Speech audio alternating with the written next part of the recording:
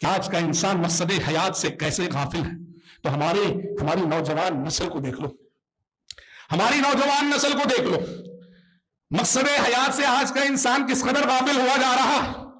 بچپن تو چھوڑو، بچپن کھیل کود کی عمر ہے، بچپن کھلونوں کے درمیان ہی گزرتا ہے، پر جوانی یہ شعور کا مرحلہ ہے. جوانی یہ غیر معمولی طاقتوں، صلاحیتوں، قدرتوں کا مرحلہ ہے. نوجوان تو کسی بھی قوم کا سرمایہ ہوتا ہے، نوجوان تو کسی بھی قوم، ملک، وطن کے لیے کیپٹل ہوتا ہے.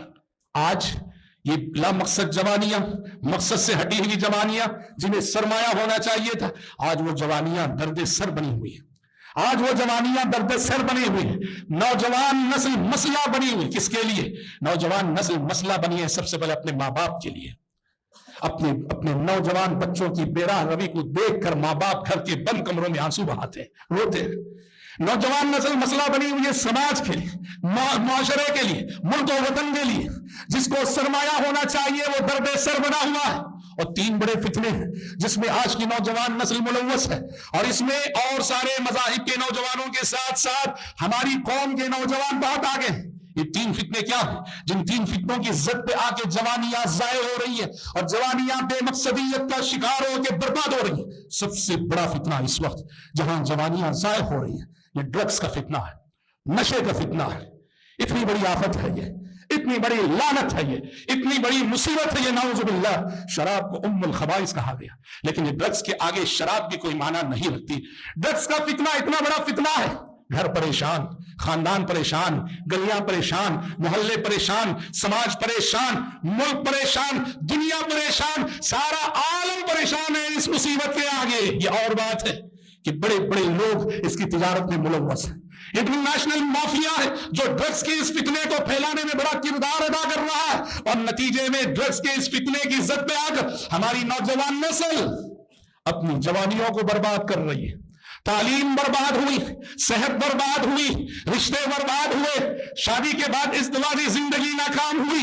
ڈرگس لینے والا نہ وہ اپنے ماں باپ کو وفادار ہوتا ہے، نہ ڈرگس لینے والا اپنے بیوی بچوں کا وفادار ہوتا ہے. ارے دوسروں کی وفاداری تو چھوڑو، وہ اپنے آپ کا وفادار نہیں ہوتا، وہ اپنے آپ کا دشمن ہوتا ہے، اپنی صحت کا دشمن ہوتا ہے، اپنی زندگی کا دشمن ہوتا ہے، اپنی جوانی کا دشمن ہوتا ہے. جوانیاں ڈرگس کے فتنے میں جل رہی ہیں. آج ماضی قریب میں ایک ریہاب سینٹر کو جانا ہوا، جہاں ہم نے اپنی آنکھوں سے دیکھا اور اپنی آنکھوں سے سنا بھی، جہاں کچھ ایسے نوجوان، ایسے لوگ جو اس لعنت میں مبتلا ہے، نشے کی، شراب کی، ڈرگس کی، وہاں لا کر ان کی تربیت کی جاتی ہے. ماضی قریب میں جانا ہوا، ان کے ساتھ بیٹھنا ہوا، ان کی گفتگو کو سننے کا موقع ملا. کیا بتاؤں میں آپ کو، سب ہیں اس میں، بچے بھی ہیں اس میں، جوان بھی ہیں اس میں، بوڑھے بھی ہیں اس میں، امیر بھی ہیں اس میں، غریب بھی ہیں اس میں. اللہ اللہ. اور کون کون ہے؟ حافظ قرآن بھی تھا اس میں. حافظ قرآن ڈرگس کی لعنت میں مبتلا ہے. محکمہ پولیس کا ایک افسر بھی تھا اس میں. چھٹی ڈال کر اسے احساس ہوا کہ میں نشے کی لت میں مبتلا، چھٹی ڈال کر اپنی تربیت کے لیے آیا ہوں. حافظ قرآن ہے، محکمہ پولیس کا ایک افسر ہے، MBBS ڈاکٹر ہے، MBBS کیا ہوا ڈاکٹر ہے، تعلیم یافتہ نوجوان ہے.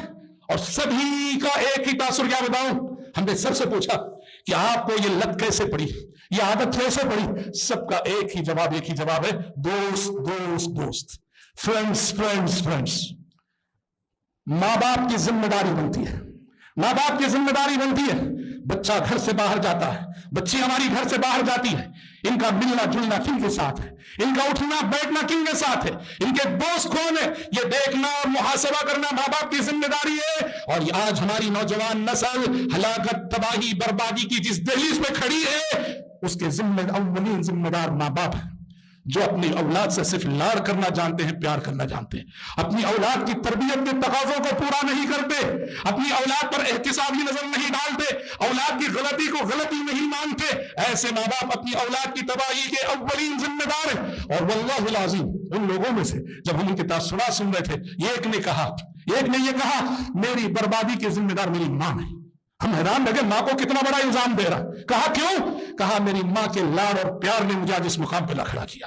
میں جب غلطی کرتا تھا، غلط صحبتوں میں جاتا تھا، نشہ لیتا تھا، میری ماں نے مجھے جیسے سمجھانا چاہیے، جیسی تربیت کی، ویسے نہیں، اپنی ماں کو الزام دے رہا تھا.